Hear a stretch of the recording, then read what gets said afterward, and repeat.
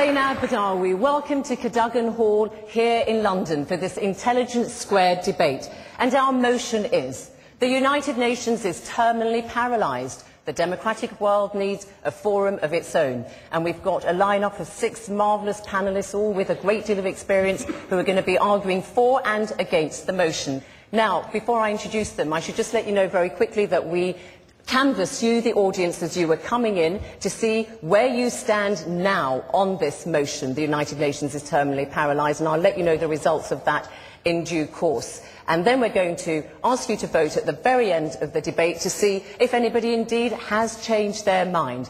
OK, so these are the people who are going to be putting their arguments to you. We have Radek Sikorski, the Foreign Minister of Poland. Robert Kagan, he's an expert in US national and security policy. And the Labour MP and former Foreign Office Minister, Denis McShane. And lined up against the motion, and therefore against them, we have Shashi Tharoor, who served 3 decades in the United Nations. He was an Under-Secretary General there. Sir Jeremy Greenstock was Britain's ambassador to the United Nations during the Iraq War. And Mark Malloch-Brown, who is the British Foreign Office Minister responsible for Africa, Asia and the United Nations. Welcome to you all.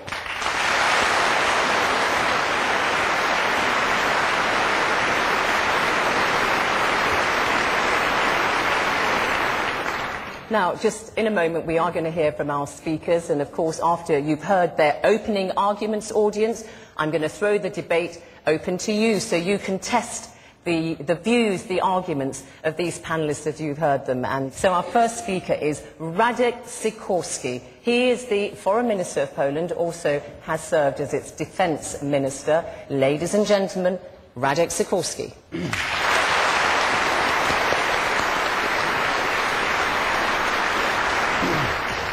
When I first heard what the topic of the debate would be, I naturally asked the advice of our ambassador to the UN, what he thought of it, and what he thought of me speaking in favour of the motion.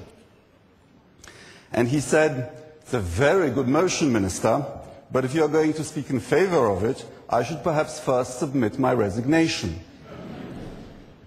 So I should be particularly clear about my position. I support the second part of the motion. I believe that the UN is an indispensable part of the international order, and many of its agencies perform sterling work. As a former refugee myself, I particularly salute the men and women of UNHCR, who often risk their lives to better the condition of mankind.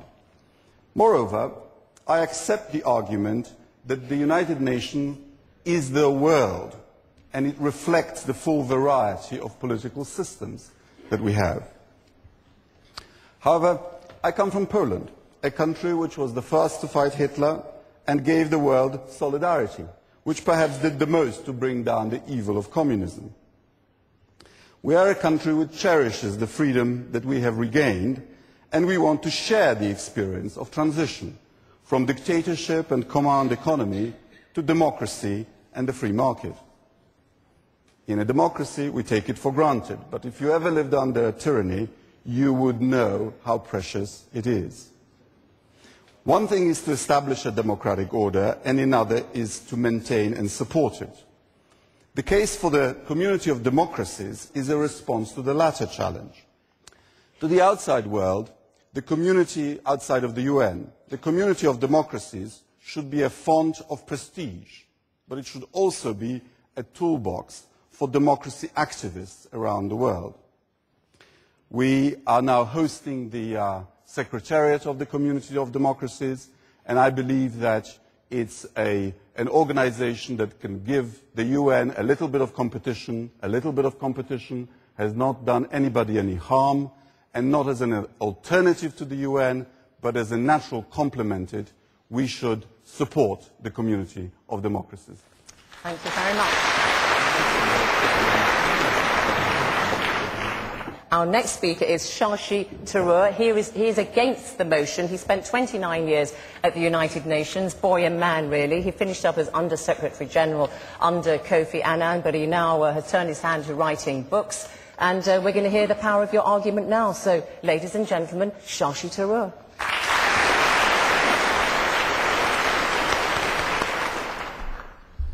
Ladies and gentlemen, The proposition that has been moved this evening has two parts. The first, that the United Nations is terminally paralyzed. The second, that the democratic world needs a forum of its own. I'd like to tackle each of these in turn and oppose them both.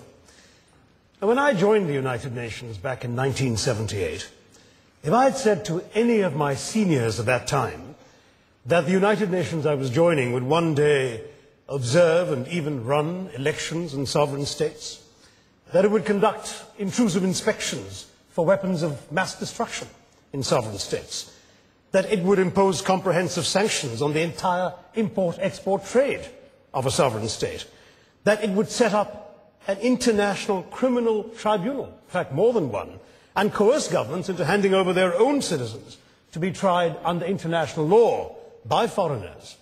If I would have said any of those things, my seniors would have said to me, "You don't understand the organization you're joining."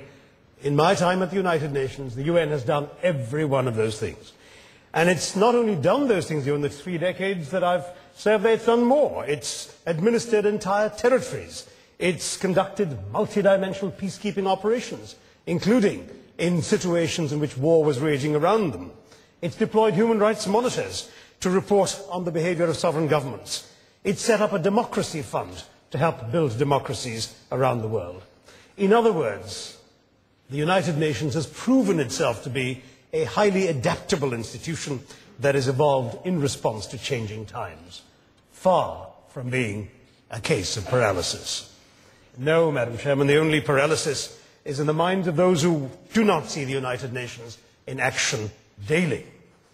They see perhaps a United Nations reduced to debates in the Security Council of the General Assembly, debates in which sometimes member states fail to agree.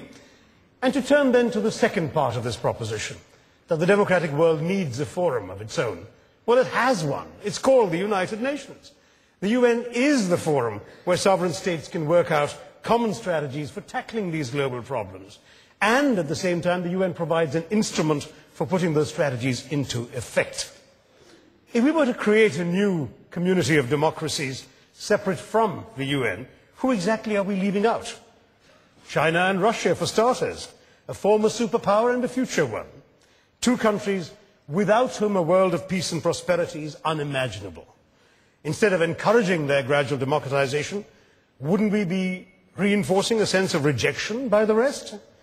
Would the result not be the self-fulfilling prophecy of the emergence of a League of Autocracies, left out by this new community of democracies? As Dag Hammarskjöld said, acknowledging the imperfections of the UN was not created to take mankind to heaven, but rather to save humanity from hell. That's sometimes the best the UN can do, prevent the rest of us from tumbling into hell, but I think it's a downside better than any available alternative.